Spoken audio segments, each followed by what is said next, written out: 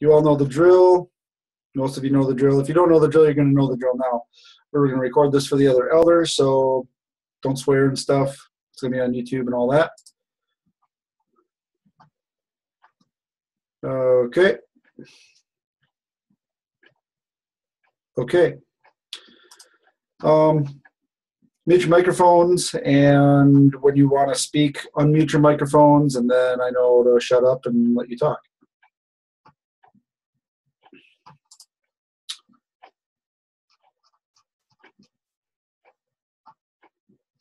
All right.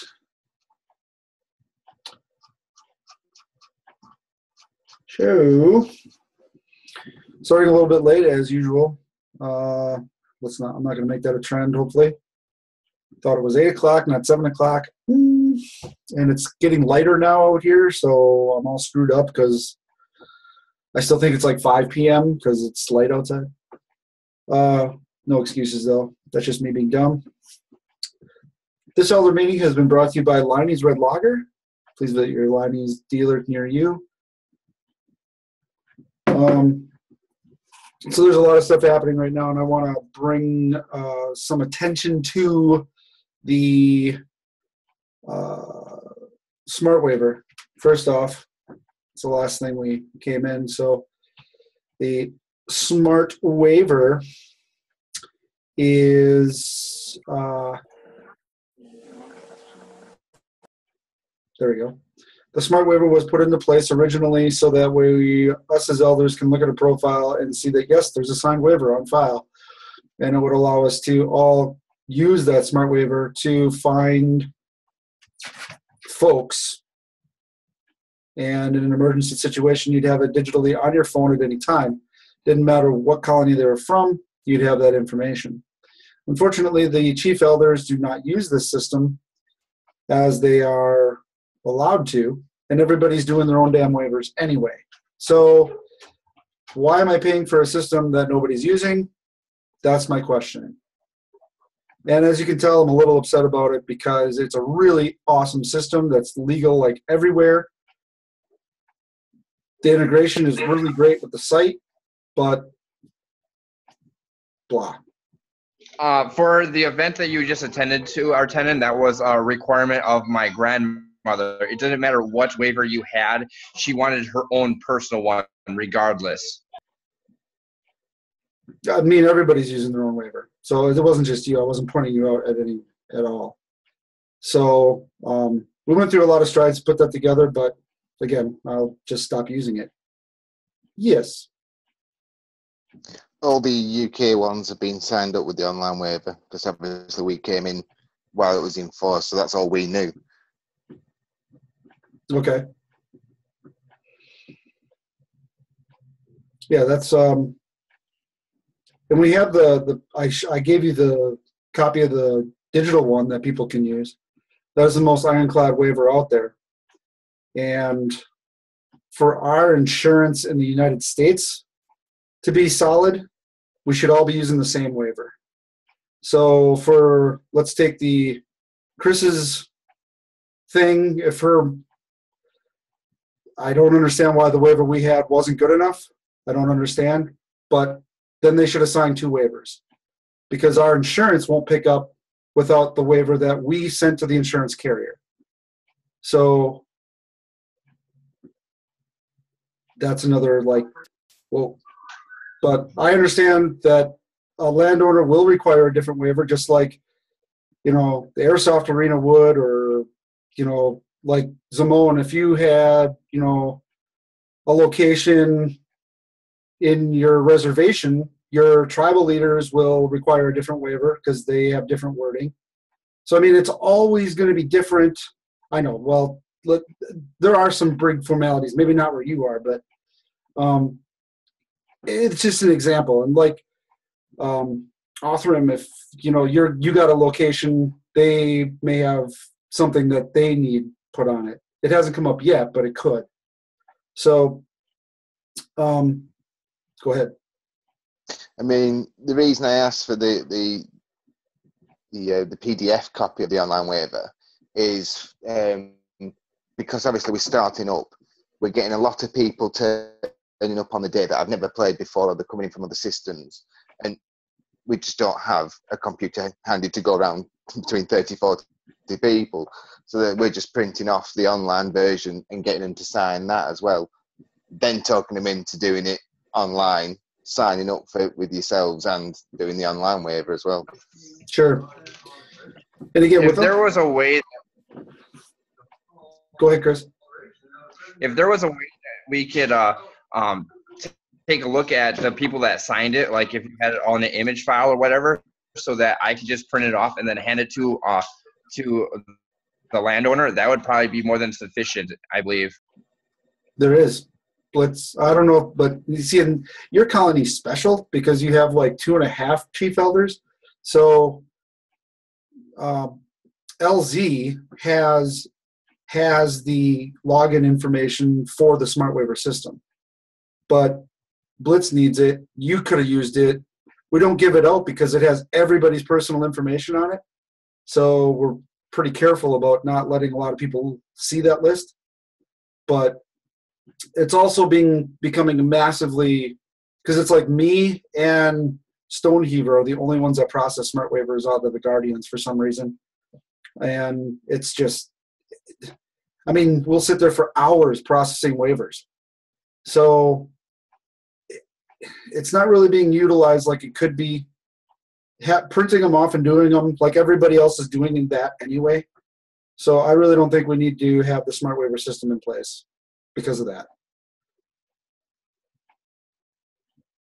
You all have the PDF version of that waiver. It's available in multiple areas of the site. I could probably even put it under colony resources right on larpcraft.com, and you could just print them off and sign. I just ask that some locations require it to be in color to be considered an original document. We've come across that in some law cases before, not for LARP, but for motorsports. So some states are just really weird like that. But you'll notice if you look at other LARP waivers, ours is really talking about a lot of things that LARP waivers don't talk about, because again, I come from the motorsports side and I've seen all these frivolous claims that talk about all this stuff. And the motorsport waiver is way more complete than a trip and fall waiver. So even our insurance carrier is like, where did you get this waiver? And it's like, well, we've been sued millions of times, or for millions of dollars, multiple times. So this is how you learn how to do it after 20 years of that.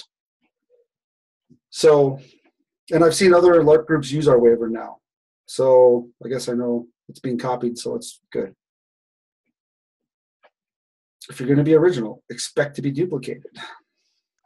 What we can do is maybe we can make it so that the person that has signed the waiver, if they go into an event, they bring that waiver. I mean, that way. It emails them. They can't? They can. It emails them a PDF version of it. They can print it, and it allows you right on the Smart Waiver site when they fill it out or whatever. They can print a copy of it and bring it with them. But I think I'll implement that next time for the next event. Thank you. I appreciate you bringing that. Well, like I said, everybody's using their own waivers anyway. We don't need to be paying for the Smart Waiver when we could just use, like literally we could just have the PDF available and just be like, here, fill this out, print it, and bring it to your event, or they'll be on site. Because the hours of processing each week for all these new players, and then some of the players have been exploiting it where they'll make like 4 or 5 profiles, then sign the Smart Waiver individually for each of those. So not only are we giving a ton of XP out, I have to pay for each one of those. So people are cheating, and I'm paying for them to cheat. So is what I say to those players. Lashings, lots of lashings. But we use the PDF we've been using that PDF waiver versions since we started. I mean, it's changed a little bit, talks about the latex allergies, photos and stuff, but let's just go back to the PDF. What do you say?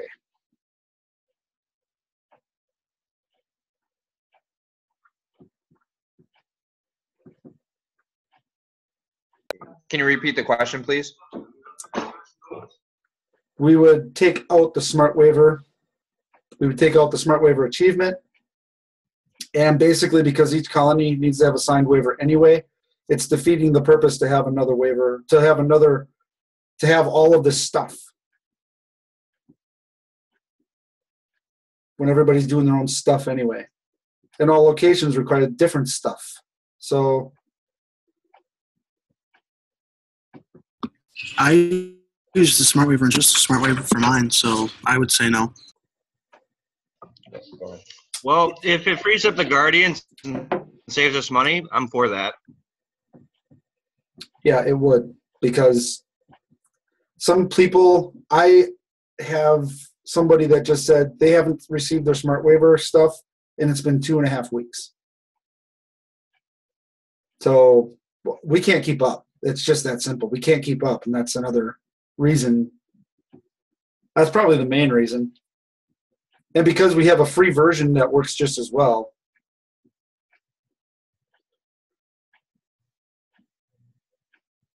So that's what's going to happen. We're going to use the PDF. People can sign it at location. You guys can print it off freely. They can print it off, sign it, have it notarized, whatever. But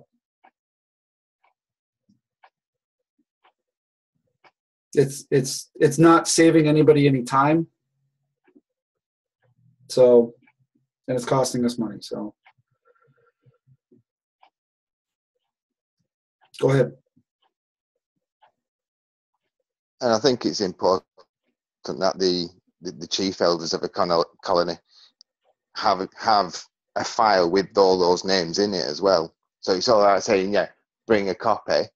But if they've already got a copy they're signed, they know they've got it then. It doesn't matter a case of, oh, I forgot it, I left it in my other bag, and it's all that sort of stuff. It's like, well, we've got the copies here, sign it here. Even if it's a sign for the waiver for each event, it's a record of them signing in, and it just covers you in case they haven't done the waiver or they've lost it or something like that. The other waiver that we did use, which I don't know why I never put this up, there was a long waiver that you would fill out once, and then every time you come into an event, there's a short waiver. So basically it has the consent form up top, but it's just 1, 2, 3, 4, 5, 6, 7. There's not a lot of stuff. It's just you sign it once. That way you can sign in every time in case somebody missed it. But you have the emergency contact on the nice one. So I'll put that up. I got it somewhere. But that way you can have a daily sign-in sheet too. Waiver if you need it. Go ahead, Rilek. Yeah, the SCA's been doing stuff like that for 30 years, where you have one sign-in waiver for like a fight practice, and then you have an event waiver. You know, and it's signed each event. It's kept by the people who run the event. It's a done deal. Somebody gets hurt. Hey, you signed the waiver. I got a copy of it. Your signature's on it. Okay. Yeah, I mean, almost every industry does it similar to that. So I just have to, I'll put the protocol up. I'll put the waivers all in one thing. I'll put it in the Chief Elder section, and I'll put it in the Elder Scrolls. Heck, I'll just put it on LordCraft.com. It really doesn't hurt anybody if they steal what we have, because it'll protect them, even though it says Lovecraft. Maybe it won't. I don't know. All I care about is what we do. So, all right. I'll put that on the list.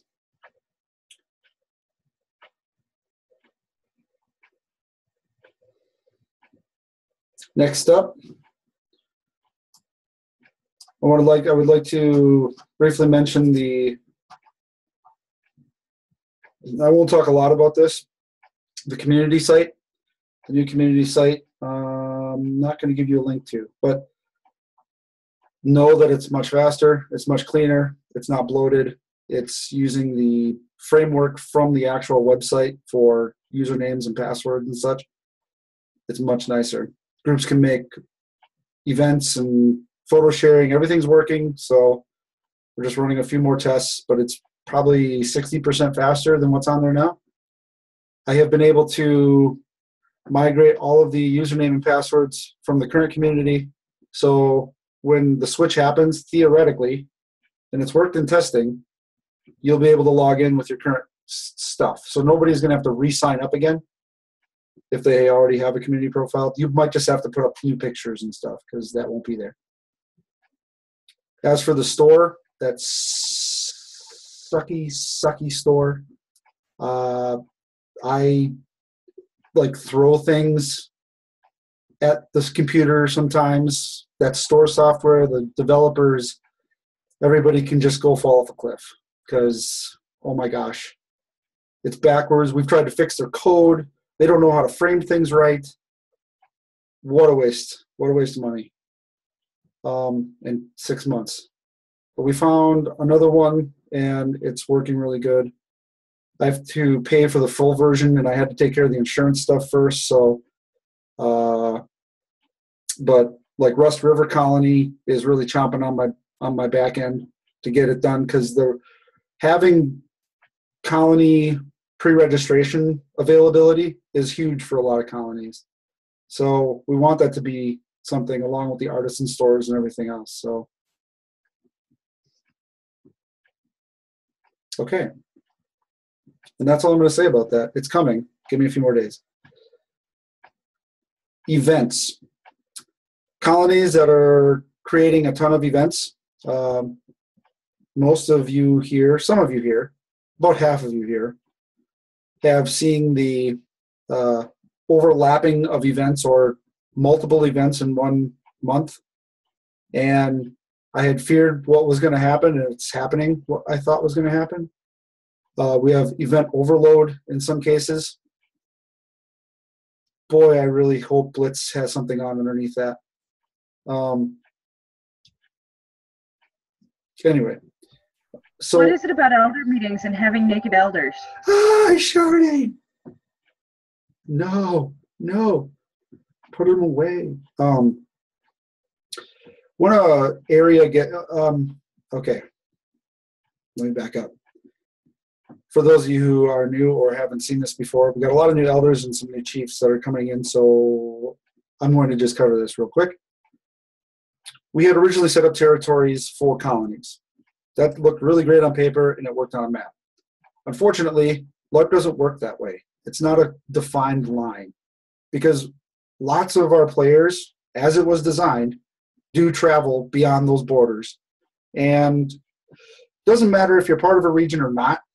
If your colonies are within the same vicinity or within driving distance, chances are, from time to time, players are traveling even further beyond what you thought. When you have all these colonies creating all these games in such a short area, and we're learning from our mistakes, there's now been, in the last couple of weeks, events that are just like, you could literally go to an event every weekend, which is great because people are like, yeah, there's stuff going on. Unfortunately, we don't know which ones are which, or which ones are going to be big, which ones are going to be small. People are trying to make it to all of them. I'm getting complaints. And event turnouts are actually going down, not up in some cases. So there's something missing. And I mentioned this in a few other elder meetings. Like, I couldn't quite put my finger on it, but there's like all these good little events, and we got those down. Those are nailed. Those are awesome. There's practices and all that stuff, crafting sessions. Those are great. Everybody's doing good on that. But when it comes to like, how do we schedule the big events without stepping on the toes of the small events? And how do we create regional or world events that don't step on those either? So like, there wasn't that part. And whoa, you have a box around your face? I am thoroughly amazed. That is cool. Oh, no, it's gone. Dang it. Sniper rifling. So when a colony comes into LARPcraft, we're going to take away the borders on the map because the new map program, putting borders in is actually kind of hard. If they're within driving distance, meaning 2 hours-ish, we're going to contact the local colony anyway because there's chances are they're going to be within area to do something. Timon and the Northern Forest and Valheim are prime examples of that, where they're far enough away where they probably wouldn't do anything, but when one makes an event, the others are going to it, and it's still a drive. Like how far away is that? Like 3 hours? 3.5 hours at least. So, and you're still pushing to go to that event. So that's Yeah. again, I'm just using that as an example. And a lot of us are traveling 2, 3, 4 hours to do the same thing. Yeah, and we're going to Russ River Colony is like everybody's trying to get to that in Wisconsin here too. So when a colony comes on board, we're going to require a meeting with the current colony if it's within a few hours distance, just to make sure that they can work together. They don't have to go to each other's games, but if they're going to be blah, blah, blah at each other, we're not dealing with that drama. So groups have to work together. And most I don't have any that really have been crazy bad at each other. So we've been able to progress this fairly well. So the borders are going away. You're just gonna have 2 to 3 hours worth of, if it's within that distance, we're gonna call the other colonies before anything happens.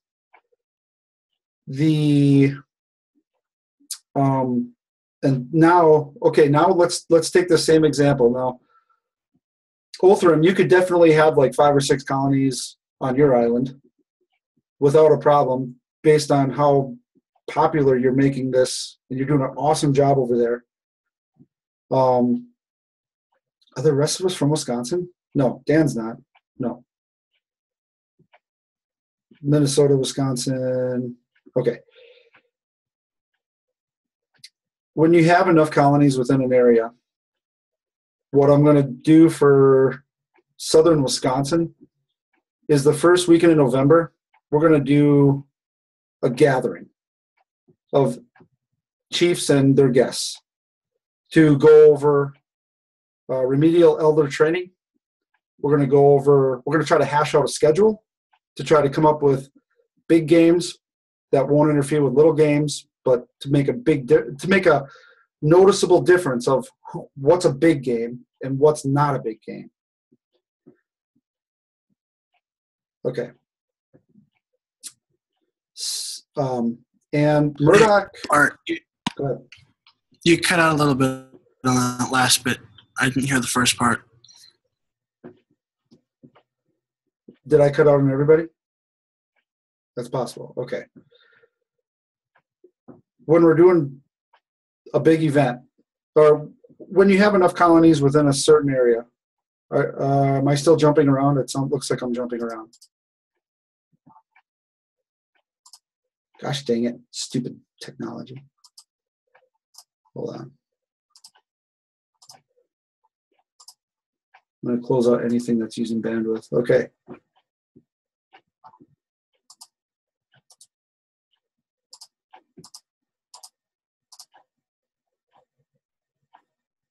And we should be good now. Yes, better? You guys are all looking like you're not jumping anymore. Okay. When you have enough colonies within a certain area, we want to get all those colonies together to hash out a schedule for big events or small events. Basically, so we don't walk on each other. This way we can attend each other's events. And even if you're not within a region, what we're seeing is we're going way beyond the region. So what we want to do, I do have the availability to have the camp the 1st of November as a location for discussing all these things, the 1st of November. So what we're going to talk about is we're going to talk about the rule changes. So the ones we voted on that we want to put into the system, we can test them out together as a group. William, go ahead and mute your microphone. It's in the lower corner somewhere. Okay. we're going to go over, and I do have adequate bandwidth, so we can do one of these Zoom meetings when we're talking about that. So worldwide, the colonies can also come into that meeting, so all of the chiefs can actually be there if they want. We'll play test all of that stuff one final time to make sure that everything's done. By the time it hits the end of November, we shouldn't be squabbling about rule changes anymore. It should be, we're all on the same pages. We know what's going to happen. We can start practicing these things and informing our colonies. And then on a local region standpoint, we're going to make a schedule together to say, okay, what's big games, what's not big games. And a part of this is titles. There is a ruler system being developed, and it's being developed primarily by Murdoch and myself, because the SCA and other groups that have been doing this a long time, some of them do it really well, some of them do it really bad. And some of them, we're just kind of combining what works. So the last few weeks, we've been going back and forth over a private message about, before we introduced it to the group, we're really ironing out all the stuff. And this event that we're doing this weekend, we're going to present it locally to see if it makes sense. So how do you create a ruler? How do you create a tribal leader or a king or a kingdom? There's going to be protocols for that. And what events qualify as a title event when you can actually change leaders who can fight for kingdoms and chiefs and all that stuff. That's a good way to create a big game scenario, is when it's a title event. You could also call it a regional event. You could call it whatever. We can come up with a bunch of words, but we want to standardize this a little bit if we can. So that's been a major thing that we're trying to work on, and you elders will see it first, obviously. But we're to the part in Norhaven where there are some pretty big tribes and some pretty big groups to where we could actually do some PC army stuff. So we're hoping that it drives attendance and gets a lot of people involved, because once you get a large army, people are going to recruit either for or against that ruler. And it's going to have both ways. So I do applaud Chris for taking the initiative to publicly announce at a game that he was a lord. Even though it was either PC or NPC, he had the balls to say it in game before anybody else did. And as our characters, we were like, what? Ruler? And so it was, it changed the dynamic of the game. And we'll continue to develop that, because the ruler system, if you don't do it right and you have 60 people at a game and 50 of them are with the same army, you're going to have problems.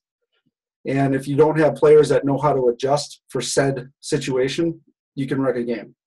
Now, if you have 200 people and there's 50 people in an army, it sounds like a good time. Anybody, was that a question or comment? Okay, all right. So we're going to try to train the elders on how to do it. We're going to try to train the players on how to do it as characters. So hopefully we don't give the chief elders and the elders a heart attack when... How many of you have had a game where you got 20 or 30 people and they're all on one side? Like, it turns into how strong of an NPC can we make because they're all fighting one NPC. If you don't come into an elder situation and be like, okay, we got to split, we got to split this group up, you're not going to have fun otherwise. Or you really got to understand how to jump into your alt or create friction, because if you're all on one side, there's nothing to do. That's not necessarily true, but the professions and the map tracking have really helped in that. But yeah, so I don't have to beat that drum anymore. Book just got out of the shower. Hi, Book. Hi, how are you? Good. You scheduled this one earlier than normal. I know. I thought it was 8 o'clock too. I was 15 minutes late as well. Yeah, well, I wasn't the only one. And here, all through him, it's like 2 o'clock in the morning, and he's like, I got to get up in 4 hours. Stop I'm blabbing. so sorry. I wouldn't have been able to get here any earlier anyway. I just put my kids to bed. Right on. Although it looks like Othram is enjoying a beer, so, good times. That's a good idea.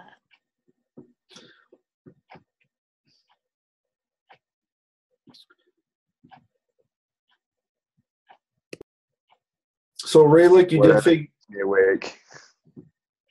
What's that? I was just saying, at the minute, whatever keeps me awake.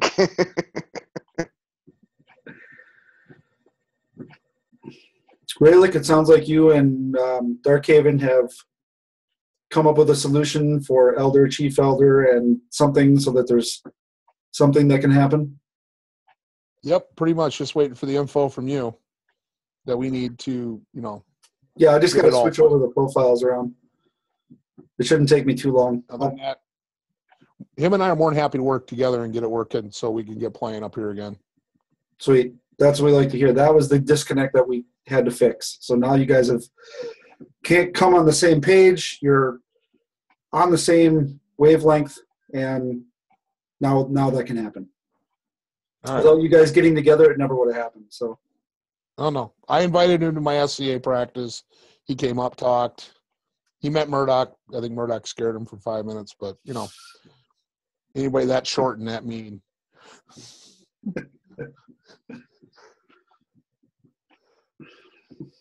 okay. What are you saying, Rollick? I'm saying that short people scare us.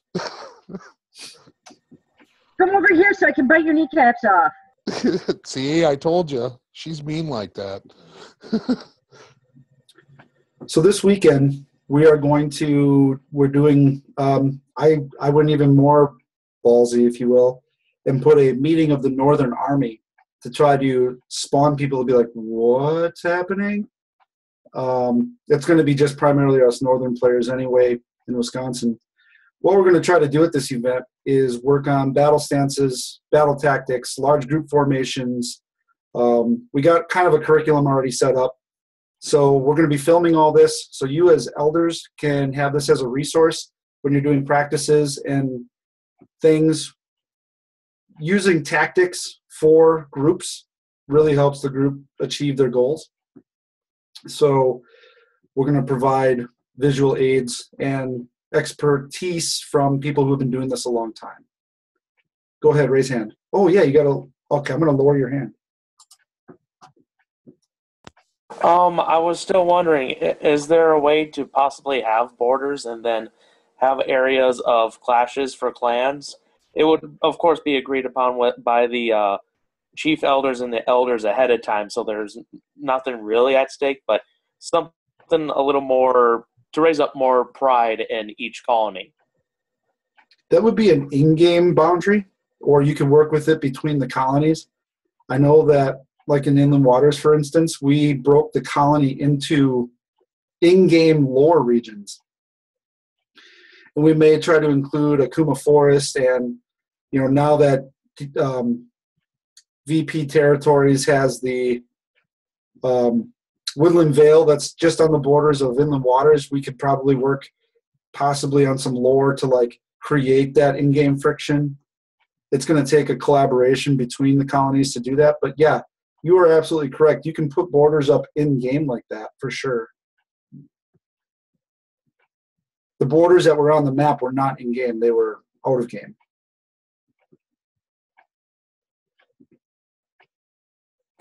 And then one last final thing. I have a one land area. I had full permission. Could I possibly get that? It is somewhat of a private residence. It is a private residence, but they don't mind being put up on the map because they're completely into this system. The only reason why one of my elders' dad isn't doing this, he has back issues. Other than that, he loves it. Sure. And if there's a location, this goes for all elders, if there's a location, like some of the elder areas that you marked on your colony agreement are private residences, you'll notice that I have moved the map usually to a general street address instead of pointing out, hey, this elder lives here. It's actually just a little bit away, or it'll go to the nearest park or something to try to save your privacy a little bit. Most people don't care, but I mean, if they really want your information, they're going to find it anyway. But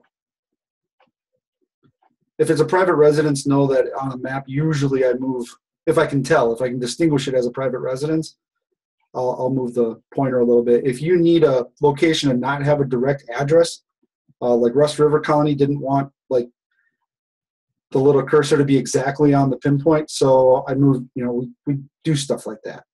I think it was Rust River. I'm not sure. Somebody did. Real easy to do. Okay, so anybody else have anything else? That was kind of like the overview. We're going to discontinue the smart waiver system, go to the PDF free download because everybody's using their own waiver and they have it locally. You'll have to catch, those of you who just joined us, go ahead and you have to watch the beginning of this to get the full scope. It's the first thing to talk about. And then the territories, and then a regional meeting or a world meeting of elders to be held somewhere. And I think we're going to do it at Camp Sinawa. But you could also get other, like you could go ahead and schedule your guys all in one place at that time, and we can do a Zoom meeting between all the groups as well. We can actually be all together for those kind of meetings. I just want all the Wisconsin elders to be in one spot when we're talking about this stuff. Is that really that hard? Yes. In Wisconsin it is. I live like 8.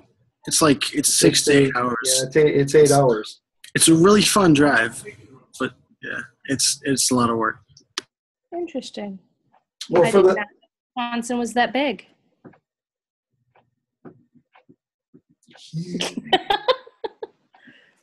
East to west, not so much, maybe about 6 hours east to west. But if you're going north to south, yes, that's closer to like that 8 hour north to south if you're going from far north to the far south or the other way. Bathroom? Interesting. We'll start saving for his plane tickets now. Or you could come and join us in the castles. We would love to, actually. Even if we could Zoom meeting through the aunt is castle. moving to Great Britain. One of my elders has an aunt that's moving to England right now, actually, and so we want to come visit. Yep, we're going to have to make the international location either Australia or England. That's just the way it's got to be. What about Iceland? It's in the middle. True, and they got cool volcanoes and stuff. But then I guess they both have castles, but England is England. Yeah, that was kind of unfair that they have that advantage. We're all really jealous of that. All of us, extremely. Extremely. Mm-hmm. But it's nice to see. Yeah, So keep sending all those gooey, awesome pictures that you keep doing, and we'll all keep drooling and hoping and wishing. Yeah, and crying, right? Is there anything else anybody else had? I mean, I kind of covered the stuff that we wanted to cover, but if you want to go ahead. Yeah, So, I got oh, sorry. So November 1st is you're having the elder meeting at your campsite or by Zoom? That's kind of how it's looking. So I actually have all the big lodge, and I have the dorm and all the stuff. It's going to be for us. Nobody rents a camp in the winter, so it's not a big deal. But yeah, then we can also Zoom that meeting because the coverage out there, cell phone coverage is full bars of 4G, and there is internet there at the lodge. So Go ahead. Okay. So an idea I've been kind of putzing around in my head for a couple months now, and it kind of ties into your idea about colony versus colony and war. Maybe have like a battleground event where each colony puts up, like, they wage a certain amount of experience or money from their colony vault, and whoever wins gets, it's almost like you raided that colony because your colony gets their resources. That would be cool. I like that. It's almost like a raffle. Yeah. Except bloody. Each colony puts in like 5,000 or 8,000 XP or something, and then we make like one vault to hold that account, so you can see what the purse is. So it kind of hangs on in people's heads. Well, then wouldn't you have to kind of factor in like certain guilds or factions that probably own a big percentage of the colony gold and experience? Because like here, like it'd be cool if I had 2 colonies, but $60 isn't going to come out or 2 factions, but $60 isn't going to come out of anywhere. So we're probably going to have like the one faction, and then like you'd raid our vault and it'd be empty. And just, Well, that's why you make it like a set thing, like 1,000 experience points, 10 gold or whatever, and the colonies can decide between themselves before the event how much is put up. yeah, that makes sense then. I like that. We should write that up. Go ahead. And then I'm guessing it's doubtful that anything could happen here, but just as the chief colony elder thing for 18, like I understand, but it's really difficult to do stuff per se, as in contrast to like what I'm doing, because it's me, and I can't find anyone 18 to figurehead me. Zamon was, for most of you others who don't know, Zamon is not 18. He's the only group leader in LARPcraft that is not 18. We had 2 leaders. We had one in Norway, and we had Zamon. We had 2 actual youth leaders to test the system. And there was just a lot of high risk, not legal age yet to be held accountable for things that could happen. Right on down to waivers. Like if you witnessed a waiver, your witness signature doesn't count because you're not 18. You can't, the legal system is stupid and it doesn't acknowledge that. And I know your mom and folks are helping out, and they were at first, but it really is you. So I'm kind of very careful, but you're still here. You're doing things right. I see how you're doing it, and you're doing it right, but I don't want to bring any more colonies in like that. So you're kind of special. Yay! All right. It's great. It seems kind of good that I'm been hosting a few things here and there, and hopefully I can get my really big June one set down. Yeah, we have the Deep Light event, and we have Gandalahar down here, which are pretty much consuming that June, right? I think those are both in June. So even, I want to come up to your colony because it's only like 5 hours, but only 5. Well, it's like 5. It would right? be like 18 if I wanted to come up there. Yeah, but I could come to an Avern event and meet you there, and it's only like 8 hours. Promises, promises. You've said that before. I know, and I want to. Well, I'm kind of shooting for a big Friday through Sunday thing. That's what I'm shooting for. And that's why I'm looking towards, the 12th, 13th, and 14th. So far, I gotten a guarantee on the Tent City area, and I'm actually going to be testing that out this Friday. And there's this nice plot of land that's nearby that's almost like a hike away to actually do some real good adventuring. And also there's a no man's land that my buddy Riley, who's also an elder, I'll be talking to him more. And we haven't explored that yet, so that might be a good possible area to work. Okay. I know, William, you were looking for locations and such. Othram did a good job of finding locations and securing things and talking. Go ahead. Locations for us, basically. We've got lots of Iron Age villages and stuff around us that we can actually go into. It's public areas. We live in like a farmer's market area, so we've got fields and forests all around us and multiple public parks.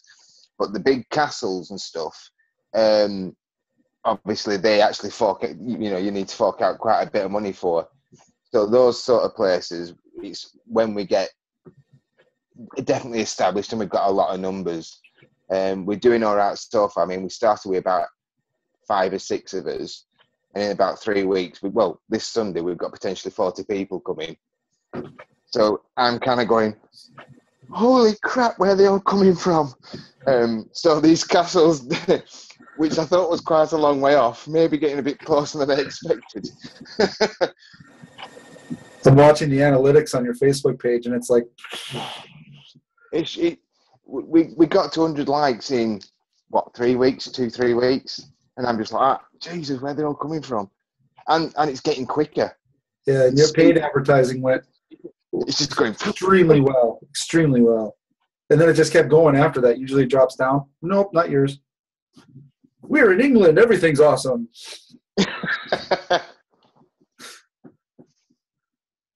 Go ahead, Simone. Do I need to worry about when I schedule my events compared to your events, or are we too far away for it to matter? I thought we were too far away. We're Okay. clear across there. I mean, I was just calling the southern Wisconsin. Yeah. And like Tim, if you have your colony in Minnesota, if there was something really huge, when we get to that point where there's things that are really huge, then I think we could, schedule something to make a trip. But it's really going to depend on the players and the colonies and the elders, what people are comfortable with. And that takes a sit down. That takes a meeting. We all got to be in the same place. We're like, okay, how are we going to do this? I think one of the really big things we should do after Rust colony, because it seems like there's a lot of elders meeting up there that are in the Wisconsin and Minnesota area, because I'm kind of the only one. I think we should have a sit down there. It's possible. Very possible. There's enough time. If we're all in the same place, that's great. Let's try to make it happen.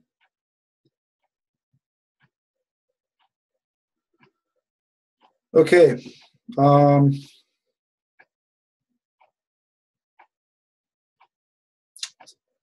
So I think we covered a lot of ground so far. Again, I'm trying to not make this go much longer because you are way in the wee hours over there in England. I know you don't care until you fall asleep tomorrow while working and your arm gets cut off or something. I'd feel terrible. Dude, for him, it already is tomorrow. Yeah, I've got a really nasty boss. He's a pain in the backside. Oh, hang on, I'm self-employed. I'll get day off. I'll be fine. Oh, all right then. I'm sure my previous statement. 3-hour elder meeting. Yay! Don't joke. That happened last time. I know, and it was ridiculous because you try to watch it and you're like, come on, shut up. Yeah, I'm at school Wi-Fi, so 3 hours wouldn't work.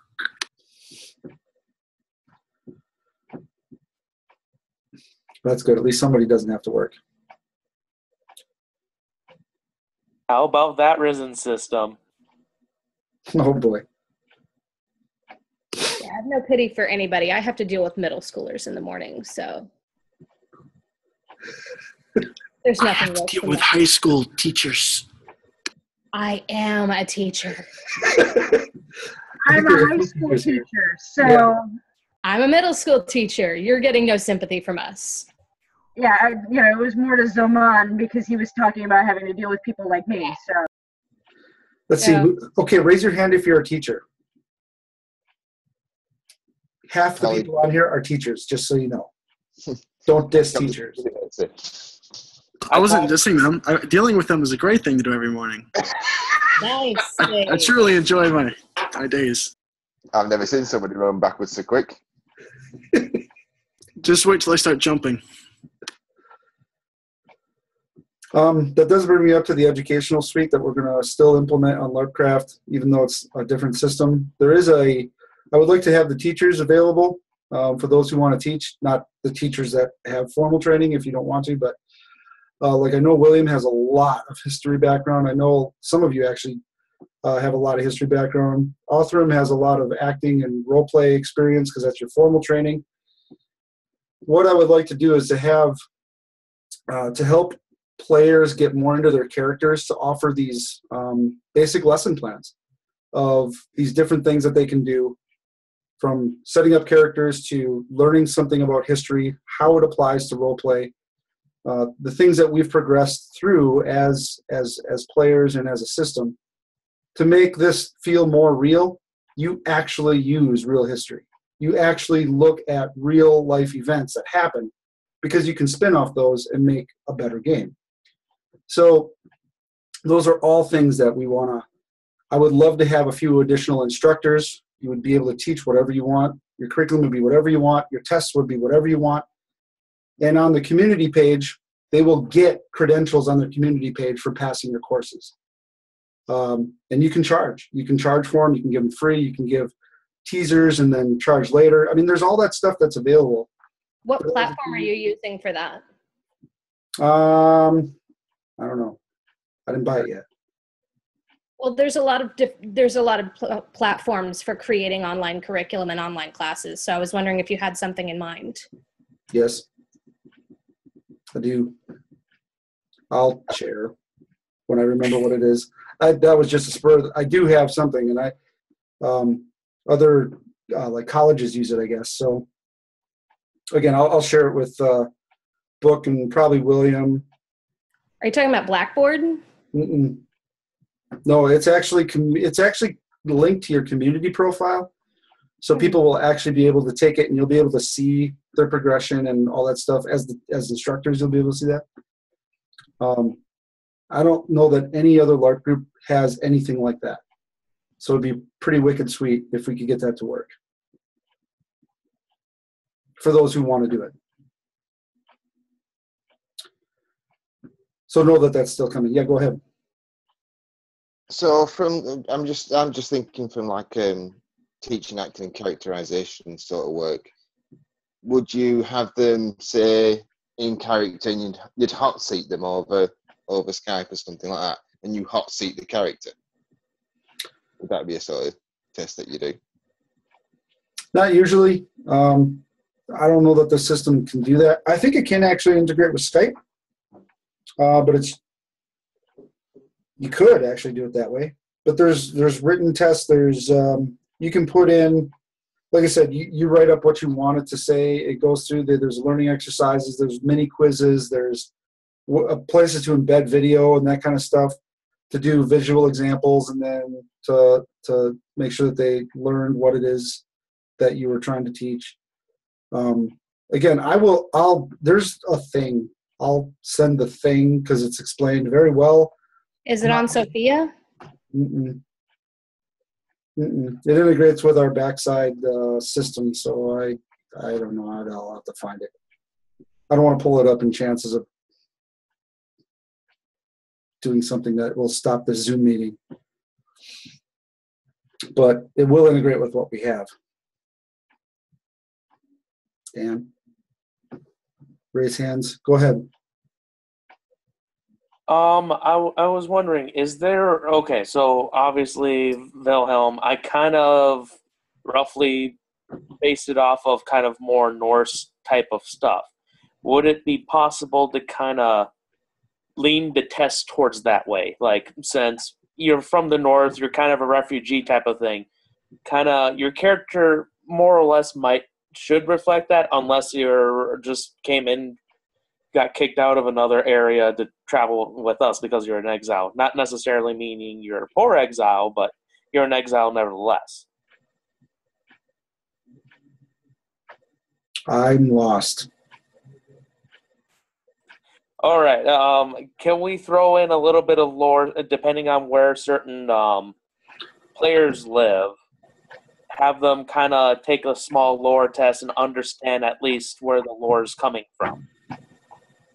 I wouldn't think that, or at least use it to teach people about the lore. You could. I don't know that anybody would take that class. It has to be about interesting subjects that people would want to take. But I'm not saying it wouldn't work. I just don't know how it would work. Basically, we just got to put it up and get a few classes up there and see what happens. Start there and then work our way from there. If people feel comfortable doing that, it could be a huge failure, but people are always asking, even on the YouTube channel, how do I LARP? I hate that question with a passion. It's like, what part of this do you not understand?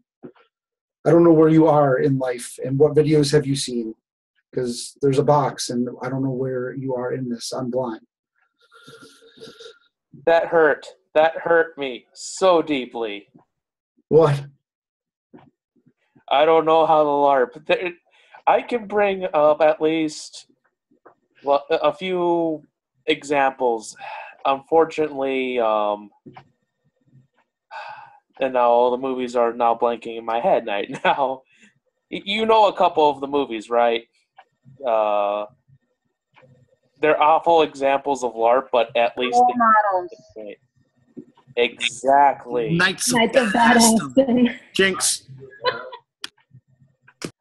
But no, at least those basic movies at least get the concept of LARP out there.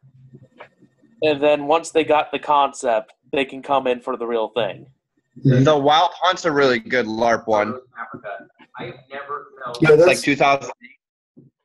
The Wild Hunt is by far the best location that they shot in Canada. That's a good training video for elders of if you don't control your games, as an extreme example of what could happen if your players take over your games. People will die. For real. That's the point of that movie. And it's not cool for LARP, but it's the props and the acting were pretty good. Mazes and Monsters. Huh? Yeah. It might be really interesting to do a discussion, like do a class on looking at movies that are about LARP and talking about the differences between movies and real life. Sure. We could also do the, instead of having like a whole curriculum, you could just have an exercise or an online tutorial class, instructional, it wouldn't have to be a full curriculum if you wouldn't want. I mean, there's so many different ways to do this. You guys know better than I do. I'm an instructor, but I'm not a teacher. I mean, the stuff I teach is not hard. So, well,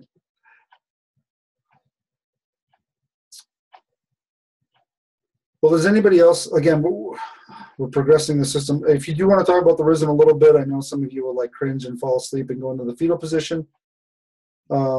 We do have a May 10th meeting.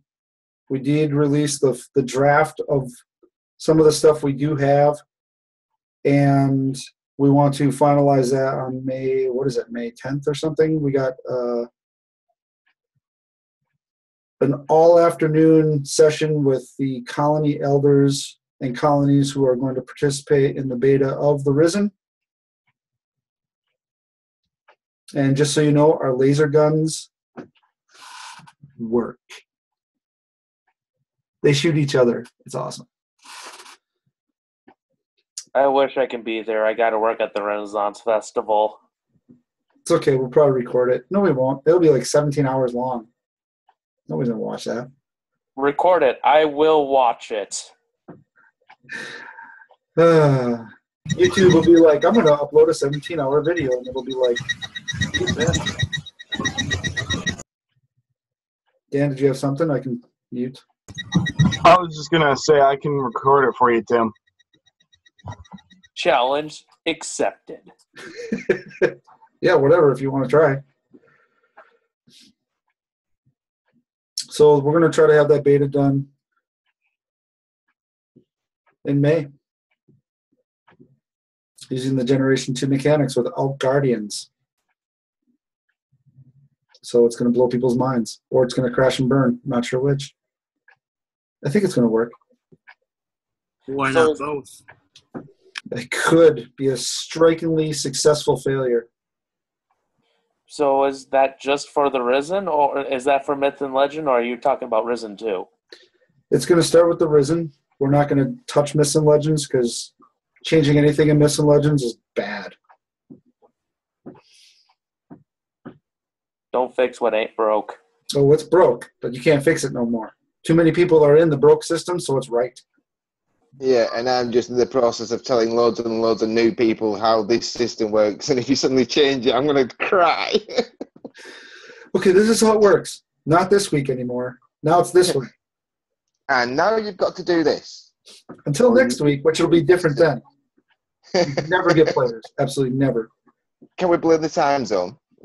Yeah.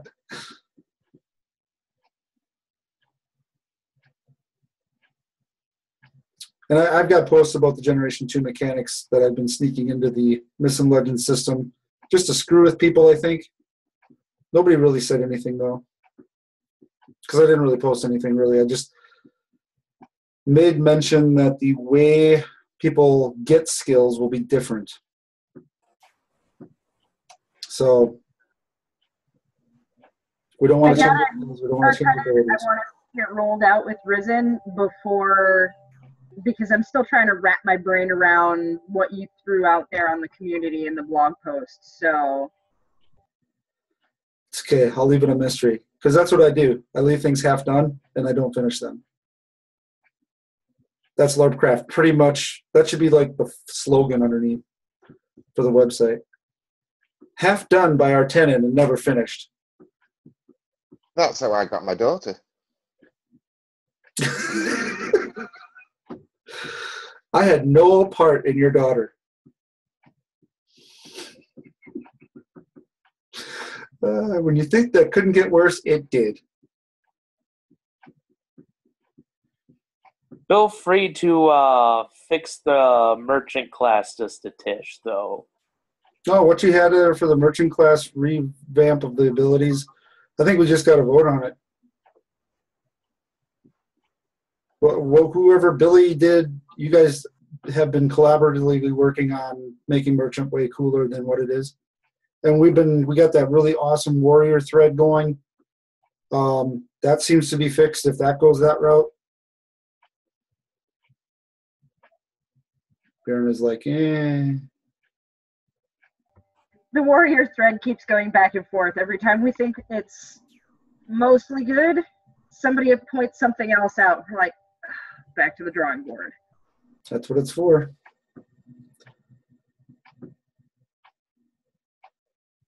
I wanted to even go as far as to say, once we fix all these grammatical errors, put a lot of gray areas in the black and white, fix merchant, fix warrior. As system designers, we said, this is going to be the last one. This is going to be the last one. This is going to be the last one. Now I feel confident that this is actually going to be, like, we can leave this one alone for a while. And everybody's like, you're full of BS. I think so. I think we should make it where once this 2016 rulebook comes out for Myths and Legends, it will go for 24 months without a change. Because then when you know, people are just they just memorize something and then you change it and oh my God, you thought it was the end of the world that a book is progressive.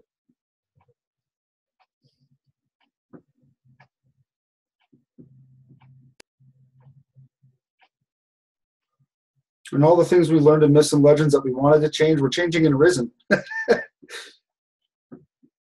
To test it out first, be like, oh, okay, all those things we thought were ridiculous and we wanted to cut out, we did it in Risen. All the silly mechanics that So Yeah, but that's a new system. So I mean, you don't It have that is. many people in it yet, right? that's the idea, to not have that many people in it right away. Test it out, a few games. And that's another thing, like, colonies have to also understand, if you are going to run the Risen, you are going to compete against yourself. Know that that's going to happen. Don't expect Myth players to play Risen games, because you'll piss everybody off too. So you're only going to get like 5% of the people Running switching. around shooting zombies. What? Some of us just aren't interested in running around and shooting zombies, at least right now. And that is so, so sad. If I wanted to do it, I've got a friend who runs a huge Humans versus Zombies game every spring up in Ashland. Just haven't been interested. Yes, but the Risen goes much further than human versus zombie. There are other fantasy elements. It's also teaching you how to use ham radio. It's teaching you elements of survival. What happens to the human race after apocalyptic things happen? What happens? How do you prepare for things like this? You're actually teaching people real-world exercises on how to handle traumatic events. And all of that is cool, but I got Hildy to sign on, and so that's going to make my events awesome. Word. Food Go is ahead. Oh, you're talking to me? You had your hand up. The other thing I really like about the Risen system is the current area that I can utilize the same land. Right now we're finicky on what guns and all that stuff to use, but we are in the evac zone of a nuclear reactor. And so we're kind of messing around with certain things, trying to think, well, what are we going to do if it melts down and there's no order? What's going to happen? It's why I really like the Risen system, and so far, it may just be my colony because we're weird like that, but we're going to do both. Kind of weird thing. Sorry about that. Okay, yeah.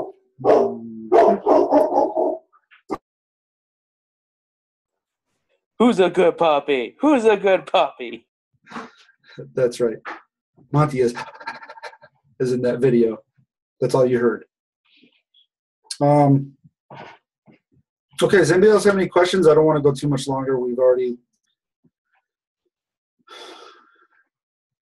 What did we do? We gilded the lily a little longer than we should have.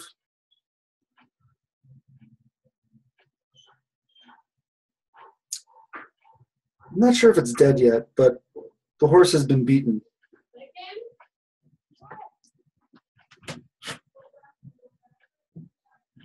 All right, I'll start then. I've got an early day tomorrow. See y'all later.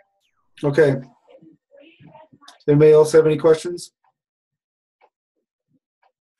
I miss tracking. You miss tracking? Oh, the skill and ability. Gotcha. All right. I'm like, just look at the dirt. You have absolutely zero excuse for not being able to do that in real life. Parks have lots of people all the time. I know because I'm an actual tracker. I like stalk deer and enjoy it, and I find them. But in a park where like every day 100 people go left, right, forward, and back, it's impossible to follow anybody anywhere. Make Unless them they wear go to the tree. make them wear deer hooves on the bottom of their feet. Yes. Get me some satyrs in my game. I'd find them really quick. So instead of tracking in a park, go to find one of the greenway trails and just track hobos. Or do you guys not have those?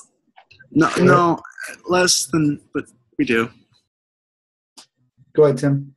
All right, so like that popped up about the Lord guy. So can we start declaring ourselves?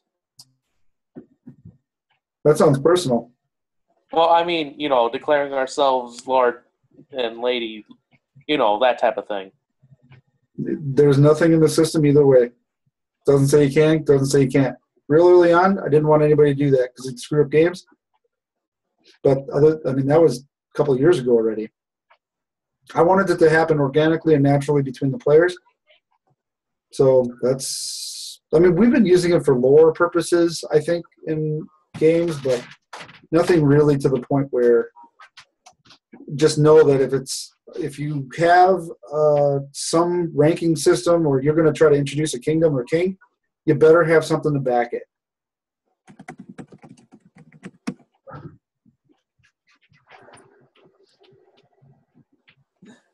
All right.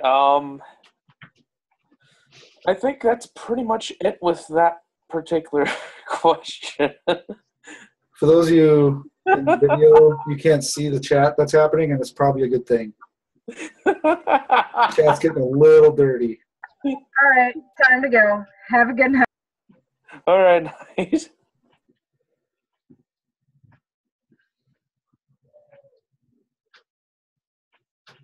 Cleanse.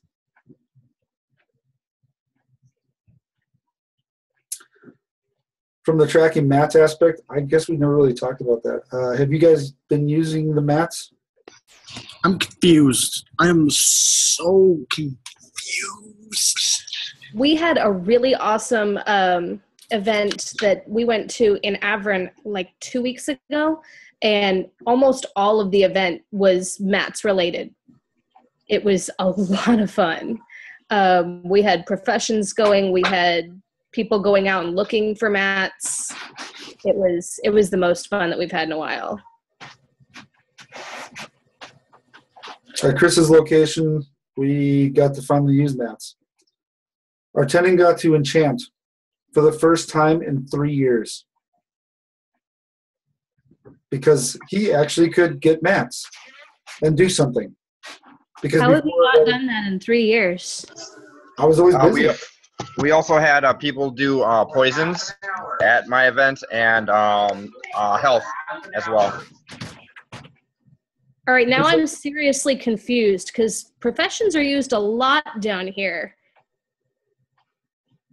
Mats are hard to come by up here, or it would, like if I wanted to go, when I would go to a game, it would take me so long to find mats, it would burn half the day.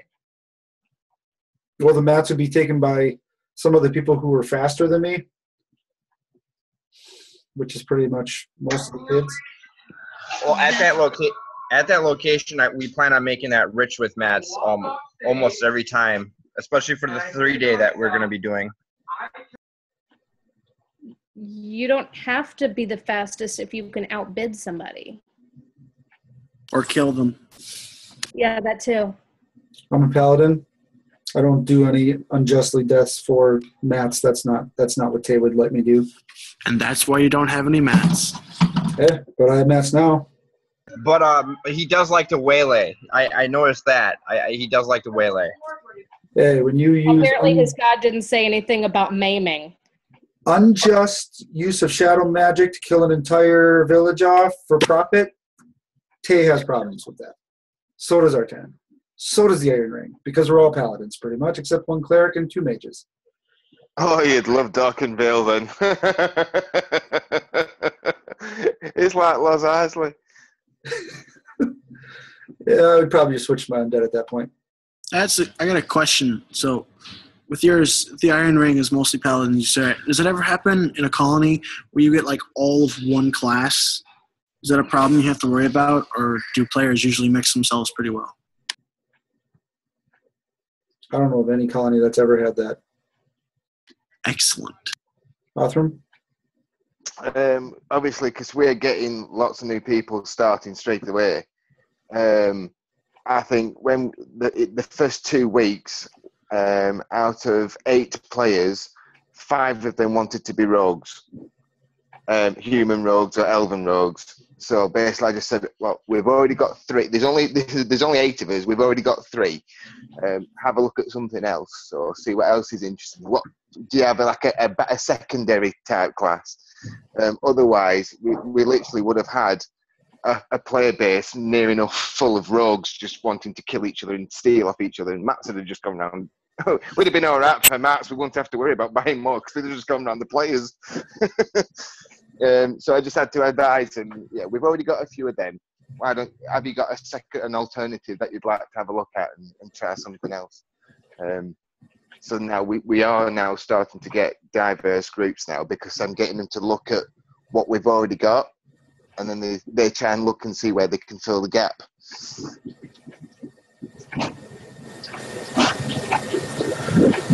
Well, if those warrior abilities go through in some way, shape, or form, they're going to be the hero tank at this point. Because that is some serious warrioring abilities that they're looking at. If you got a tank of warriors as a paladin, I'm probably just going to run. Like, there's no way you're getting through that armor. Especially if we take out all the instant kill stuff. Oh, well, that's not true. I mean, if they don't have spell block on their arm, it's game on. Piercing if they got shot. a spell block on, I'll throw a little spell, and then I'll throw a death spell. If with the training events we've had for the past couple of days, a lot of them have been quite melee orientated. And my character Othrim is the only magic user, Shadowcaster with paralysis. So all the very cocksure blade wielders soon change their mind when you start paralyzing them. That's very true. It's very true. When you can actually, the area of effect and all the effect spells too. I mean, it doesn't take long to realize that if you get hit with most of those spells, you're out of the fight long enough to die. So, and that's when the fighters are like, "Oh, magic's too powerful," blah blah blah, because they don't read to the point of spell block. And as elders, this is why practice sessions are so important, to go over what does what and what stops that. We had a practice that went rather awkward when we found out that 2 psychics can really mess up a fight. It was a lot of fun. A lot of people died, but we did find out that 2 psychics can make a fight really interesting, and a bard throws in a whole mess of other fun.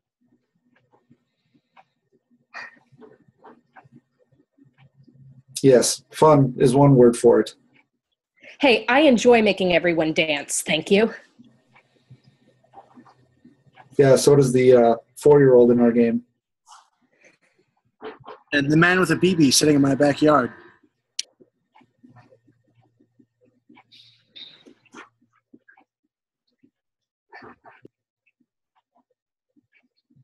Okay. Well, one other thing I'd like to mention when you got bigger groups, if there's not a lot of NPC action or things happening when you're at a game and you see that there's not a lot of fighting happening, whip up a tournament. Do something to get, because you got to have something for the fighters to do. They may not look bored, but they're bored. So if there's not a lot of fighting or not a lot of NPCs engaging in melee combat, put something together for them. Another good one that I played this Sunday is I took one of our best players. I gave him a quest item, and it was just basically like Fox and Hounds. I sent him off, gave him 10 minutes, and all the rest had to go get him. And if they got killed, they'd come back. That's a good one. I should try that. Fox and Hound would be good. Like the Fox and Hound manhunt, they just had to go and get him, and he just kept sending them back. That kept him busy for a bit. I think it'd be funner if you made it more like Wolf and Hounds. No, Fox is a little too easy. Yes, it would be funner. Yeah, bear.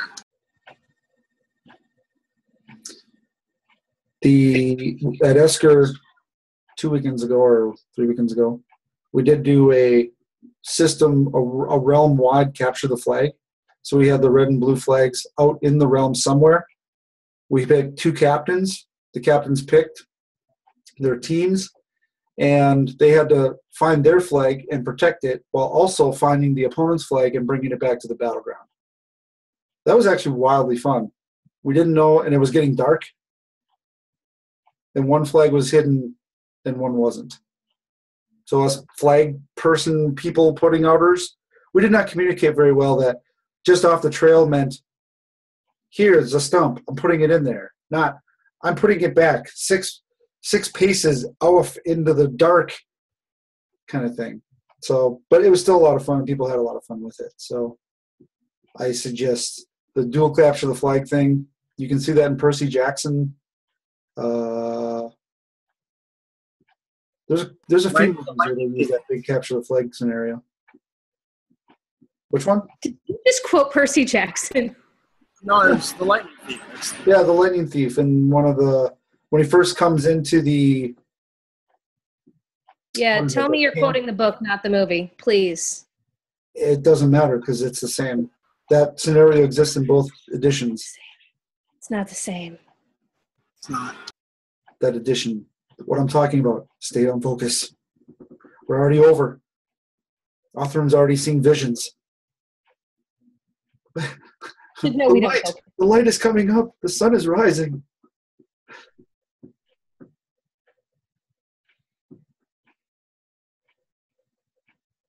William, how's your adventures going getting your colony started? Well, can y'all hear me okay? Okay. Not used to doing audio in this thing. Well, had one event, I guess it was this past Saturday, and had my 2 kids and 2 teenagers show up. So total of 5 players there. It went pretty well. Actually, they both of these 2, they had been sort of doing their own LARP thing in the area. Come to find out, I think 2 of the different high schools had been running games for years in the area, and both of them seemed pretty positive about the system, and we're gonna try to talk some of their friends into doing it. And I said, well, okay, what kind of numbers are we talking about for them? They were like, oh, it looked like it was like 10 to 12, something like that. So, you know, I'd be happy if like 5 or 6, you know, came over. The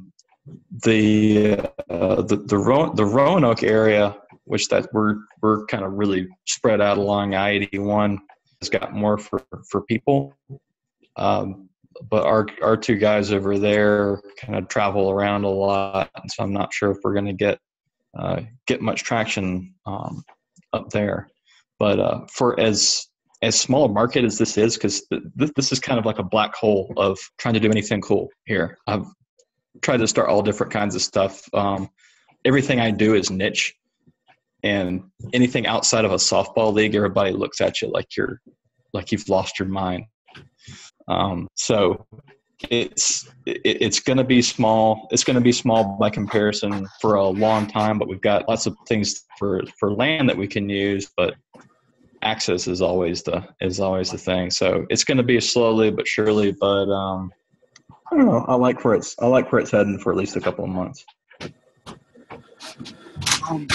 For recruiting people where there's less like want to do things like that, like here at Hayward, I have 100 people, 120 people in my class. It was a decent number of teens, but most of them are like, no, ew, gross, don't do that. And I find it's easier if you find the people who might like that stuff, and I make friends with them and then invite them, instead of like putting up big old posters. But like for me, someone started like a weird little club. It wasn't supposed to be LARP, but I showed up, and it went from like Pokemon to Dungeons and Dragons, and hopefully to LARP soon.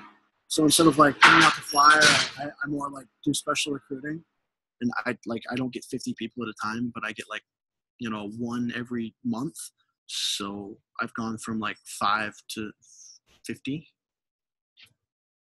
Yeah, I've always seen that in areas like this, especially. I think you're talking about the same case. The word of mouth sort of thing. The personal connections always works much better than the marketing angle. I have kind of a alternative scouting group too, and we started out with 6 kids last year, and now we're up to 20, and we're probably going to be upwards of about 30 or 40 next year. And every time I ever tried the usual putting out flyers or running ads and stuff like that, it was just a whole lot of nothing. But everybody that we got was this person knew this person knew this person, and that's really starting to take off. So I think I'm just going to take the same tactic with this, because it just works in this area. Yeah, I know what you mean. I gotta go, guys. My ride's here. Adios. Give up. If you do have a Facebook group, once again, make sure if I'm an advertiser, list me as an advertiser on your group, and I plug a couple of dollars here and there as I can. It does work for the few colonies that I have done it for. There's a big difference between advertiser and admin. Try to make me an advertiser, not an admin. I'll never post on your page's behalf, but that way I don't get all the responses, because you have to answer those. I can't. But I do try to reinvest the marketing where I can. And I've been doing a lot of that this spring for those who allowed me to. All right. Thank you all for coming this evening, and we'll catch you again next month, hopefully with more news about everything working. That'll be sweet. Keep pressing on, holding good games, and keep up the good work.